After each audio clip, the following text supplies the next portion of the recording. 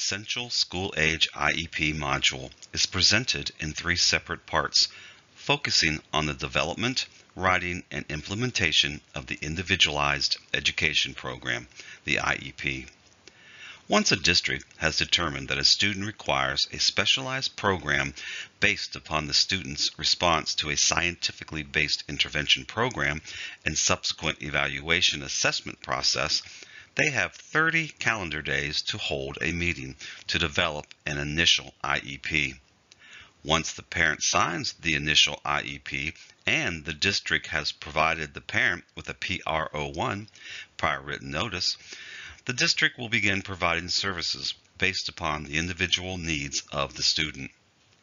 The IEP is active for not more than 364 days from the date the IEP was agreed upon and signed by a qualified IEP team. At least once a year, the IEP team will be required to meet unless the child turns 22 years of age, tests out of services, receives a diploma, or the parent revokes consent for services. On the cover page of the IEP, it is important to ensure that the district information presented is complete and accurate. Much of the information on the cover page will become part of the Education Management Information System, EMIS, records that district must submit for annual reporting. Please be attentive to the date of the meeting and the type of the meeting being held. One of the most misunderstood areas on the cover page is in the box labeled IEP Timelines, where it indicates the date of the next IEP review.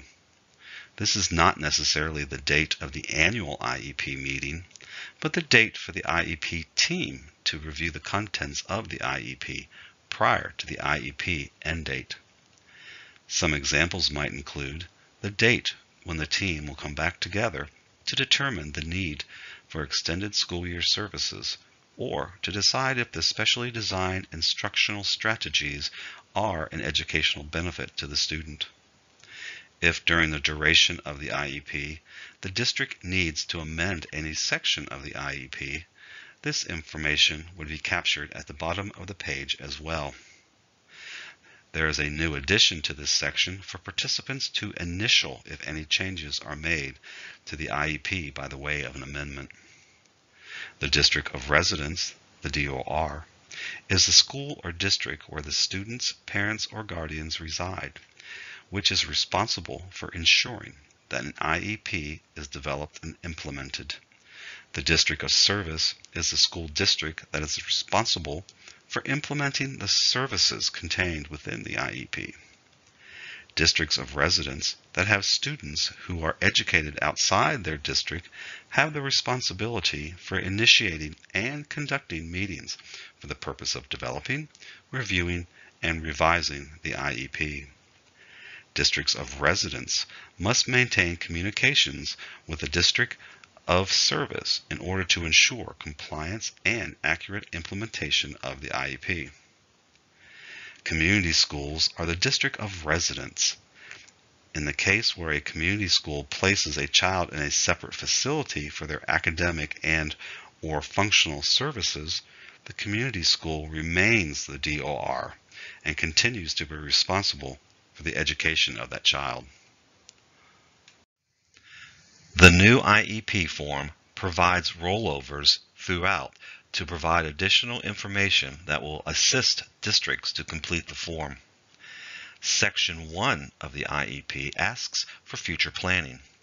Parents, teachers, and students provide input on the student's long-term goals, preferences, and interests. This input is recorded through a statement or short paragraph in the future planning section. Section 2 addresses special instructional factors. While these checkboxes might seem overly simplistic, it is important to remember that if the IEP team indicates any areas as yes, it must be addressed in the IEP. Section 3 contains the student's profile. The IEP team provides background information on the student. Information might include statewide assessment data, data collected through a Reading Improvement and Monitoring Plan, a RIMP, if applicable, and other information about the student that the team thinks is necessary and important for all parties involved in the IEP to know. The IEP team should consider strengths of the student, areas of concern, and instructional strategies that have been successful. Do not cut and paste all the assessment data found in the ETR. Only include relevant academic or behavioral information that may have an impact on the student's academic and/or functional performance. Keep in mind that the language must be understandable to parents and all team members involved. Extended school year services move to Section 4 of the IEP and must be considered for each goal. Extended school year services may happen at any time the school is not in session. Extended school year services are provided beyond the normal school year of the district, which includes both the days of the school year and the hours of the school day. Extended school year services are not the same as summer school, compensatory services, or enrichment programs.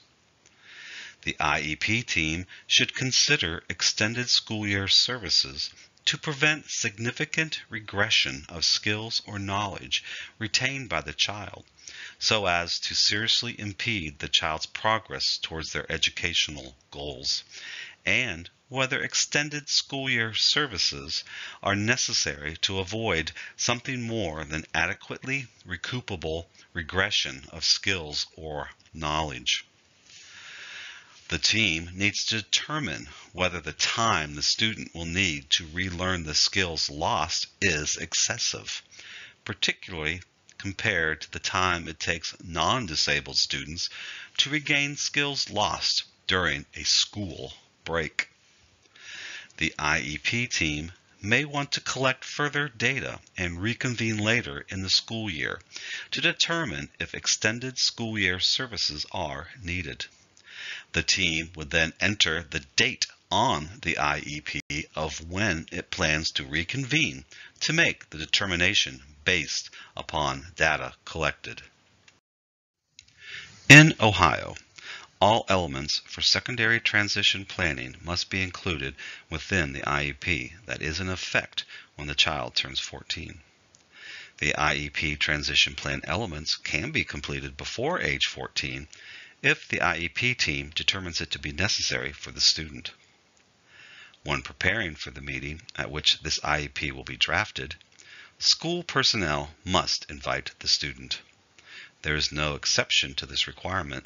In fact, the student must be invited to every IEP meeting when secondary transition is discussed, regardless of age and disability category. The district must notify the parents of the following. The purpose of the meeting will be the consideration of the post-secondary goals and transition services for the child. The district has invited the child to attend the meeting, and any other agency representative that will be invited. Please note that parental consent is required to invite representatives from other agencies that may be responsible for providing or paying for transition services. The post-secondary transition planning section of the IEP has been considerably reorganized. However, the majority of the components remain the same from the previous IEP form. Here you will see the layout of Section 5, Post-Secondary Transition. As always, a post-secondary goal must be written in the area of education, training, employment, and, if assessment data supports a need, independent living. Please note the revision of the wording in the employment goal to competitive integrated employment. The Ohio operating standards for the education of children with disabilities indicate that competitive integrated employment should be the first consideration for all individuals, including those with the most significant disabilities. As such, IEP transition plans must reflect this employment outcome. There must be evidence that each measurable postsecondary goal is based on age-appropriate transition assessment, or AATA data.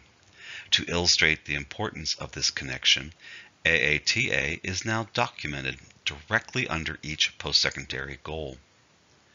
This means that AATA data related to the education training goal is written in the education training area on the form, and so on. The student's course of study and annual goals from Section 6 of the IEP are included here. At minimum, the IEP must include at least one transition service that addresses each postsecondary goal. A new element on the form is the type of evidence that will be used to indicate the transition services has been completed. The anticipated target date on which the student will graduate is entered at the end of Section 5. The student's graduation date is based upon the specific needs of the student, not necessarily the date based on an age of the student. A new form, OP6B, Transition Progress Report, was created. The form is available on ODE's website with the other required and optional forms. The report is to be completed and distributed as frequently as the IEP progress report. Include the reporting period, for instance, first quarter or second semester, that is covered within the report and the date that the report is completed. List the transition services and activities from Section 5 of the IEP. The transition services and activities might be pre-populated into the report in some dynamic versions of the IEP form. Be sure to summarize the outcome of the transition services and activities at the time of the reporting period. Finally, indicate the status towards the completion of the transition services and activities. Have they started? Are they in progress? Has it been completed? The statement of present levels of performance should be written in language understandable to all, including the parent, and contain sufficient information to establish a baseline from which each annual goal is developed. This information is not to be copied and pasted from the child's profile. It must indicate the child's current academic and functional levels compared to expected grade level standards in order to provide a frame of reference. Some examples might be classroom-based measures, functional scores, or behavioral actions. When writing about a student's present level of performance, districts should be sure that the focus is on current and specific academic and behavioral performance of the student. All performance levels must be described in measurable terms of growth. When data points are used, it is important that the data points selected and presented are related directly to the area or areas of need.